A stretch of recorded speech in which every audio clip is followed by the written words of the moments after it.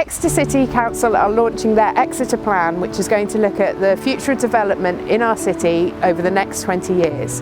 And we really want you to be involved in our consultation. It's really important that you help to shape what we're trying to achieve. You have a real possibility of shaping the city you live in to the way you want it if you engage with this document. And we, as a council, are really open-minded to the way that people feel. We want the people in Exeter to think about housing, about the future of our high street, how we preserve open spaces, how we invest in employment and skills. It's about looking at the city as a whole as well as just a development and a planning document.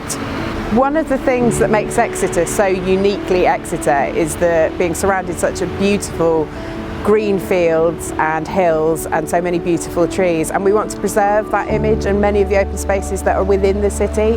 And in order to do that, we have to look at a much more exciting and unique way of developing the city, which involves reusing brownfield land and looking at higher density and better use of that land. We can't provide those houses without doing that or building on the greenfield. So the Exeter Plan is looking at a complete shift in how we build housing, and we're looking at 85% of the houses that we have to deliver over the next 20 years being built on brownfield land and protecting those greenfield spaces and green hills that we are so very fond of.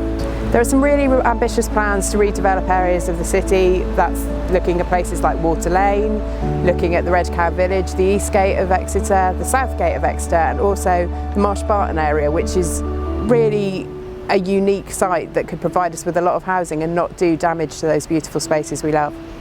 We need to look at how we change our pattern of behaviour. We have a very ambitious target for climate neutrality and net zero, and in order to achieve that by 2030, 20 years before the government's own target, we will need to do things differently. We will need to look at how we move around our city, how we live in our city, and how we can make the whole of the city enjoyable and accessible without getting into our cars and using really destructive ways of moving around.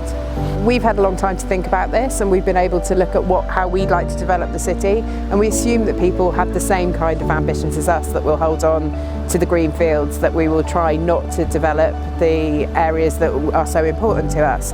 But we need to know that that's the way people feel, and we need to hear your point of view on it so that we know that we are right with the way we're going. But if people do agree with us, we need that evidence base to prove to an inspector, and that will mean that we'll have a document that will protect some of the areas of the city that are in danger without a good local plan.